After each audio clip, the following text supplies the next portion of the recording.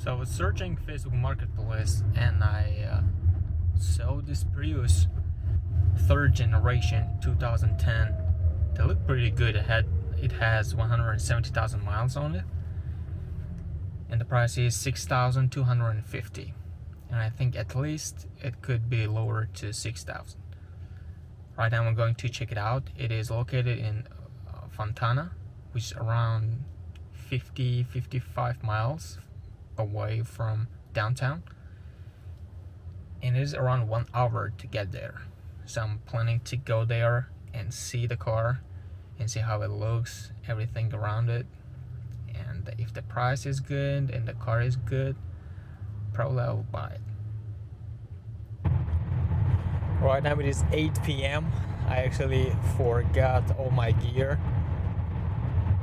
when I was in the other car that I bought today, so I couldn't record anything, and also I was pretty busy. I had a lot of stuff to do. It is very rare when I go to see the car and I buy it right away. It's very rare, but today was one of those moments when I came and I saw the new generation. I think it is Gen 3 of Prius, and it looks beautiful. I like it more than Gen 2. So when I looked, everything looked okay. So there was nothing that kind of threw me off. So everything was okay, and the guy also was good. He spoke, he shared his experience with the car and stuff like that. And also one of the things that shows who is a good person and selling the car for a good reason, and there are people who do it for a bad reason. For example, they sell a car that costs $3,000. It has a lot of stuff to do, but they just don't tell it to a new buyer. They try to sell it as a perfect car, and in those moments, those people, and especially car flippers, they give a different address. They usually give a Starbucks or McDonald's or grocery store with a lot of parking. They usually give those addresses. But this guy, the address was his house, and he explained that he bought a new Prius. His wife has a new Prius. It's not new, but it is Gen 4, I think, and it is Prius V. So he's selling this car because he doesn't need it and doesn't want to pay for insurance and everything. Understandable.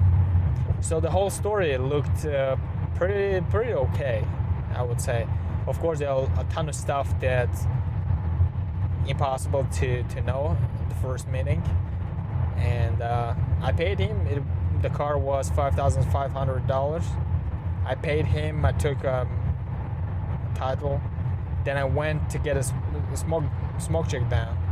And I went there. I paid around $60 for smoke check. Smoke check passed good. And after that, I went to AutoZone because there was a low beam bulb that was not working, so I had to buy that. And also, it's kind of started raining, and it showed that the windshield wipers are bad, so I had to change it. I bought the cheapest one, like $14 each, and also I bought a license plate holder to put it in the front of the car because the front of the car didn't have his front plates, but the plates were inside the car. So I bought that for $10. I screwed it there, and I forgot what else I bought, but I think that's it. After that, I went to AAA. I registered the car, and then I put the car in my insurance policy, and I drove the car all the way to the guy who does detailing because the car inside was ugly as hell. It was so dirty. No one took care of that car, especially inside. So what I did was I gave the car to the person who does it. He's actually in Studio City. It is close to Glendale. It took me around 1 hour and 10 or probably 1 hour and 20 minutes to get there. I got there, I gave the car to the detailing guy, and then I took Uber all the way back to Fontana, because when I came to see the car, I came with my car, and then when I took the new car that I just bought and drove it all the way to Studio City, like around 60 miles away, and then I had to take Uber because my friend was not here, and I took Uber for how much? For $85 all the way here. It took me around 1 hour and 20 minutes probably to get back to Fontana, and right now I'm inside my car, inside my beautiful Camry hybrid, and going back home.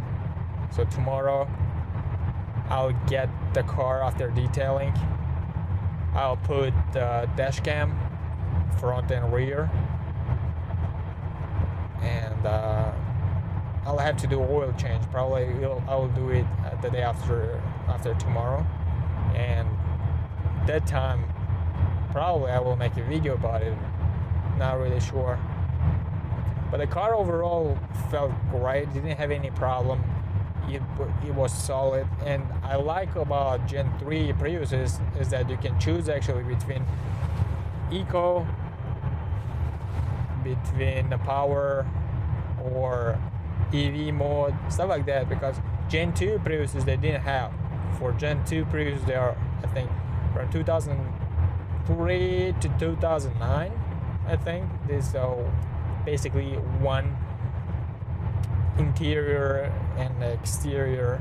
But the good thing about those Gen 2 Priuses are that they had reverse camera. This Prius, it is right here on the left side, you see, this is Gen 3 Prius. So Gen 3 Prius, unfortunately, they don't have a backup camera, so a reverse camera. This is weird. I don't know why, but what can you do? It is raining so much, so this car after 1 day it got rented out, so there was no problem finding a renter, so that was a good thing. Alright guys, see you in the next video.